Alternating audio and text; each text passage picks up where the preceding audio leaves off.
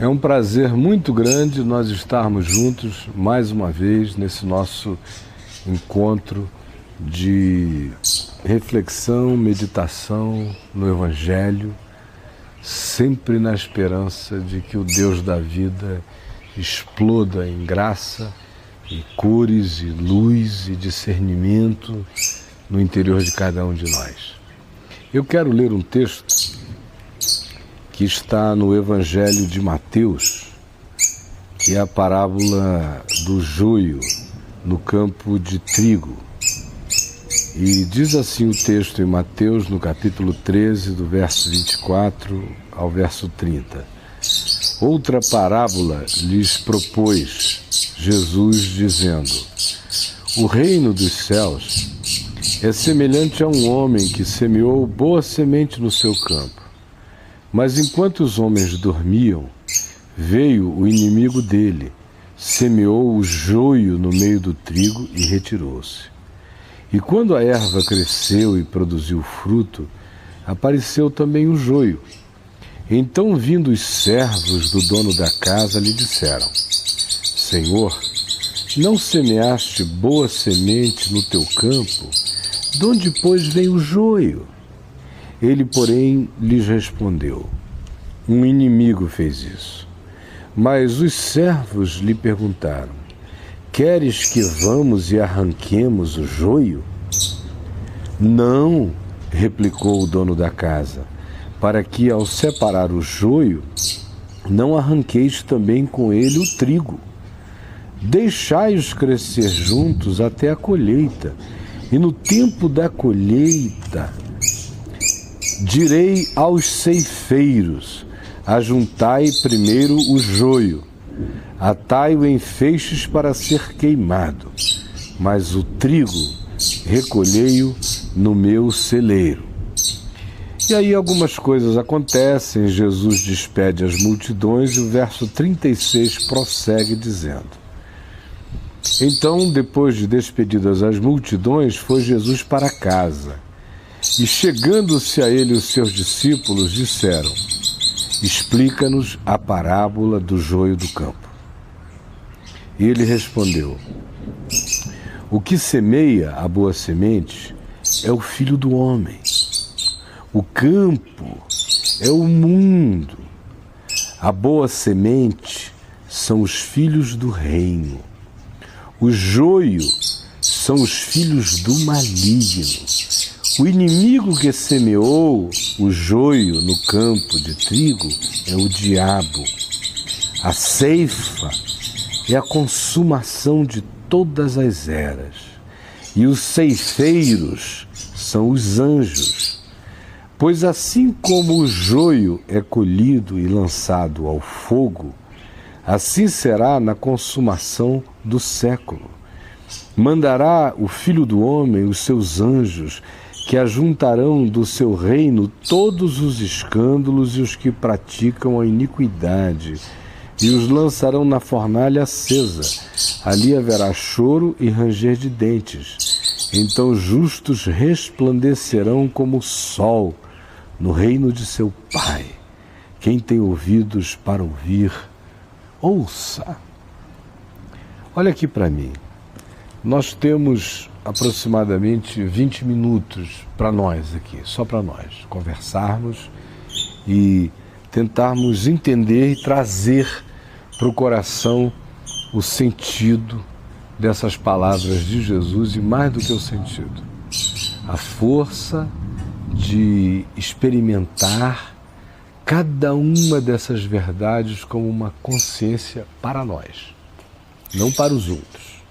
Se você sentou aí ou parou para me ouvir, dizendo: bom, quero saber o significado dessa parábola do joio e do trigo, porque se eu souber, eu vou ter o que dizer para as pessoas hipócritas, que eu acho que apenas aparentam ser sem ser, então você está perdendo o seu tempo, porque o evangelho que a gente ouve só faz sentido se for para nós. Quando a gente ouve na expectativa de que ele seja para os outros, ele não faz nenhum sentido, não lava nada, não produz nada, não cura nada, não realiza o bem que ele propõe. Você me entendeu? Pois bem, voltando aqui ao que Jesus disse, ele fala com uma simplicidade enorme quando ele diz que o reino de Deus é semelhante a um campo, a um homem que tem um campo e semeia trigo nesse campo.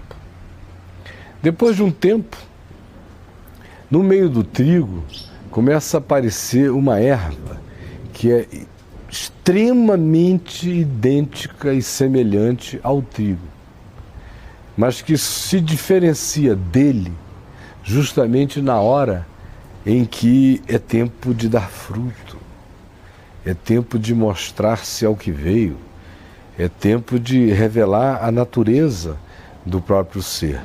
E aí o trigo desabrocha em manifestações de algo que vem a ser essencial para a vida, como o pão, por exemplo, e o joio produz nada. O homem tem um campo, semeou nele o trigo, de repente começa a brotar junto com o trigo o joio. E os que o ajudavam procuram-no e dizem a ele: olha, tu não semeaste trigo? Não foi semente de trigo que tu nos deste para botar lá? Como é então que apareceu o joio no meio do trigo? Aí o dono do campo disse: foi sabotagem. Um inimigo fez isto.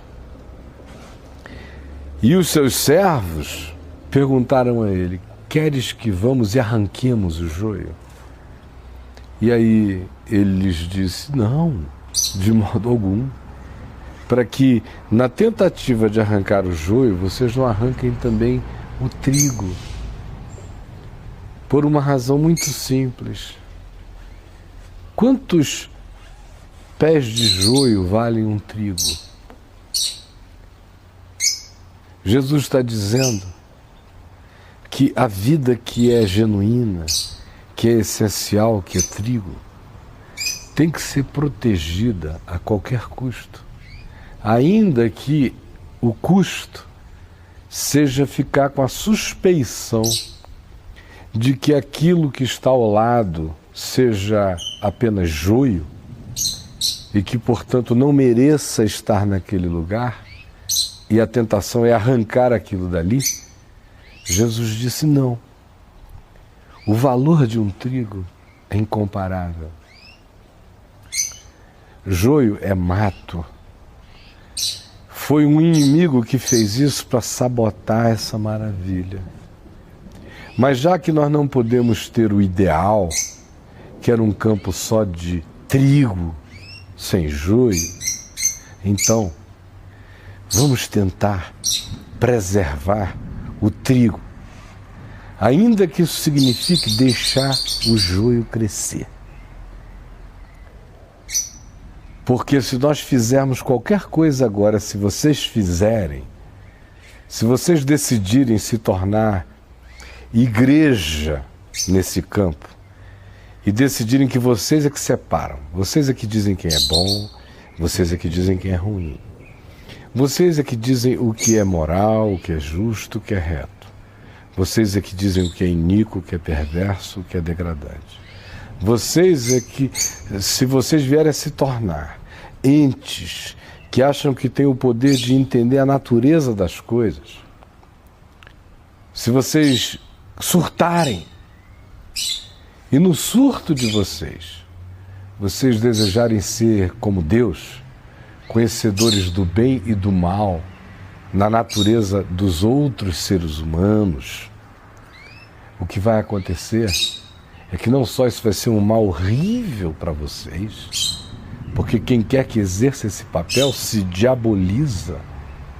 Não só será um mal horrível para vocês, está dizendo Jesus, mas também mais do que isso, como vocês de fato, e de fato mesmo, não conhecem o coração de ninguém. Vocês não conhecem nem o coração de vocês mesmos. Como é que vocês vão conhecer o dos outros? vocês podem correr o risco de arrancarem o trigo na tentativa de tirar joio e de com as próprias mãos purificarem o campo, o mundo, a terra, a vida, a existência. Eu estou dizendo isto e você diz, mas por que você me fala isso? Por uma razão muito simples. Eu estou falando isso a você porque Jesus está dizendo com toda clareza que o joio existe. Existem pessoas que estão entre nós para serem sabotadores da vida. Eles estão entre nós para serem aqueles que falsificam as coisas. Eles estão entre nós para serem aqueles que parecem ser. Eles estão entre nós para tentarem crescer à sombra de algum fruto, parecendo com o que seja, sem que de fato seja. Em todos os lugares, porque Jesus disse que esse campo é o mundo. Portanto, essa não é uma parábola, como a igreja faz que as pessoas crerem, cuja aplicabilidade tem a ver no interior da igreja. Ela é muito mais ampla, tem a ver com o todo da vida. O campo é o mundo. O que Jesus está dizendo é que o reino dele é um reino que está sobre tudo, inclusive sobre este mundo, que tem o seu príncipe, que é o diabo, mas que no fim, como joio perverso e semeador de joio no campo do mundo, acaba sob a soberania e o poder desse, cuja onipotência é silenciosa, é sutil e é no fluxo da vida, sem violência e sem estupro, a soberania de Deus. Jesus diz, o campo é o mundo, portanto, ele está falando que o joio está presente em todos os lugares. Na sua casa tem joio, na sua família, entre os seus parentes, entre os parentes da sua mulher, ou na casa da sua nova namorada. Na sua igreja, nem se fala. Ou entre os seus amigos, também. O joio está presente em todo lugar. Assim como há trigo em todo lugar. Porque originalmente quem semeou, semeou trigo. Quem semeou foi Deus, o Pai. Aí de repente, quando a vida se desenvolve, a gente começa a ver as outras manifestações, a gente começa a levar sustos, a dizer, não sabia bem que era isto, está parecendo com algo improdutivo, inútil, sem significado, sem sentido. E aí a gente sente isso e começa a se perguntar o que a gente tem que fazer. Primeiro, vai a Deus. Tem gente que chega logo culpando. Escuta, não foi o Senhor que criou tudo? Como é que está tão cheio de joio em volta de mim? Não era boa a semente?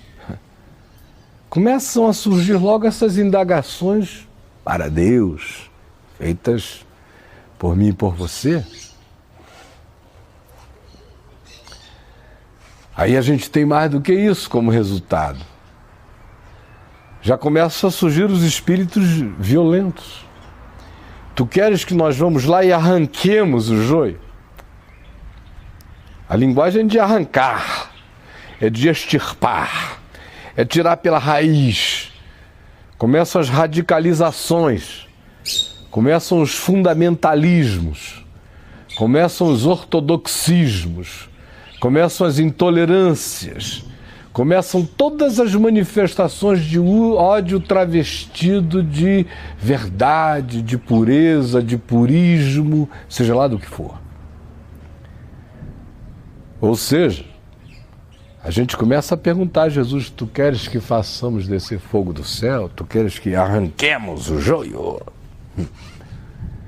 Começam a surgir os pitbulls da verdade para todo lado. Sem perceber que, agindo assim, eles começam a virar joio. Eles que um dia foram trigo, não discernem que a gente só se mantém trigo se mantiver em humildade, amor e com o coração quebrantado e desejosos de que o Evangelho seja verdade em nós e não para os outros. Se for para os outros, é para o bem dos outros. E se os outros também crerem nele, bem será para mim. Mas o Evangelho não é um conteúdo que eu compartilhe para ver se eu amanso pessoas. Se ele não se tornar verdade visceral em mim, ele jamais vai ter sentido nenhum fora de mim. Então o indivíduo, se deixando tomar por esse espírito de quem diz eu sei o que é certo e o que é errado, eu comi do fruto da árvore do conhecimento do bem e do mal, eu sei discernir o joio do trigo, começa a ficar violento, começa a ficar dono da verdade, começa a virar joio sem perceber. Aí daqui a pouco um monte de gente que fazia parte do que era bom, gente que plantava trigo, gente que fazia trigo virar pão, gente que comia pão, gente que plantava trigo, gente que participava do ciclo da vida, já está agora ocupado só do joio. Eles só pensam no joio. A vida deles é o joio cresceu. Meu Deus, Deus não cuida do reino dele. Se diz que Deus não dormita nem de dia nem de noite, mas eu acho que ele cochilou, porque o inimigo sabotou. E o pior é que quem conta isso é Jesus, e aparentemente não teve a menor preocupação de explicar a sabotagem, nem coisa alguma, nada. Quem quiser acreditar ou crer, creia. Quem não quiser, não creia. Por isso ele termina dizendo, quem tem ouvidos para ouvir, ouça. Mas a sabotagem aconteceu. E ela se manifesta através de gente que cultua a aparência. O joio é, sobretudo, aquele indivíduo que não quer ser, ele só quer parecer ser. É por isso que o joio, em geral, é moralista. Moralista, judicioso, legalista, perversamente, malignamente meticuloso na busca de defeitos, de erros. Ele quer encarnar manifestações aparentes do que seja ético, do que seja justo, e ele se jacta disso, ele se gloria disso. Ele vive para defender essas causas, ele faz outdoor disso aí, mas ele mesmo não traz nada disso para dentro dele. Ali no Congresso, ele pode fazer parte de comissões de direitos humanos, de coisas, como diria o outro, do diabo a quatro. Mas nada disso, de fato, tem entrado nele. Ele só quer parecer ser. Ele é um cara que joga para a plateia o joio. Ele é um sujeito que veste a cara, que parece que é, mas não é, entendeu? E ele sabe disso, assim como você sabe disso. Não é. Ele só joga para parecer ser. Ele não está nem um pouco preocupado em ser. Ele só quer que os outros pensem. Por isso o negócio do joio é a reputação. O joio adora uma reputação, ele vive da reputação. O joio é aquele tipo que paga os advogados mais caros do mundo para limparem o nome dele, porque ele vive da reputação. O joio não tem nada dentro dele, ele não tem fruto para dar, ele não tem carnegão, ele não tem densidade, ele não tem raiz. Ele vive do que ele aparenta ser, por isso o negócio dele é a aparência. É o que os outros pensam, pensa o joio. É o que os outros com esses olhos tão superficiais veem, imaginam o joio. O joio vive, portanto, dessa coisa fashionable. Ele vive só do que é moda de conduta. Ele é politicamente correto. O joio está profunda e radicalmente concentrado na ideia de que ele tem que dar certo na vida E ele só dará certo na vida se ele encarnar a média ponderada de conduta moral para os outros. O que ele faz na internet, os sites nos quais ele entra, os fetiches que ele alimenta, as casas de swing que ele frequenta, todos os bacanais dos quais ele se serve, a visão objetica que ele tem da vida, não sendo capaz de valorizar o outro, de amar ninguém, nada disso importa. Ele sorri, ele é diplomático, ele é legal. Que não tem nada dentro dele, não importa. Who cares? Pergunta o joio. O que importa é que eles pensam que esse monte de informações que eu tenho para trocar, porque eu leio a Veja, isto é, a Época, a Carta Capital, eu leio os jornais antagônicos para saber o que cada um pensa, para ter o que dizer, para alimentar as festas, para chegar com o meu humor borboleteante. Isso é que importa. O fato de que aqui dentro está tudo desconstruído, não tem nada, não interessa. A gente vai levando, diz o joio. É assim que o joio é. Ele se alimenta disso e vive disso. Tem muito joio me ouvindo agora. E sabe por que Jesus não deixa o joio ser arrancado no campo de trigo? Por algo que não está dito nessa parábola, mas que ele nos ensinou a crer no curso do Evangelho como sendo uma possibilidade mais do que real, um milagre de fato, impossível para os homens, mas possível para Deus, que é a conversão do joio em trigo. Que é quando o joio se arrepende de ser joio, porque na natureza, no reino vegetal, quando o trigo é trigo para sempre. Quando o joio é joio para sempre. Mas no mundo espiritual e existencial, trigos podem se corromper, desaprender o bem, perder a alegria do amor, esfriarem-se e tornarem-se inúteis e improdutivos como o joio que vive da disfarçatez e da aparência, do mesmo modo em que no mundo espiritual, joios podem se arrepender da opção pela preguiça existencial, pela disfarçatez, pelo esconderijo, pelo mundo do faz de conta, da fantasia, e assumirem a busca do que é, do que pode ser, começando dentro deles e de repente frutificarem para serem trigo no mundo. Esse é o grande mistério do Evangelho. Esse é o milagre impossível aos homens, mas possível para Deus.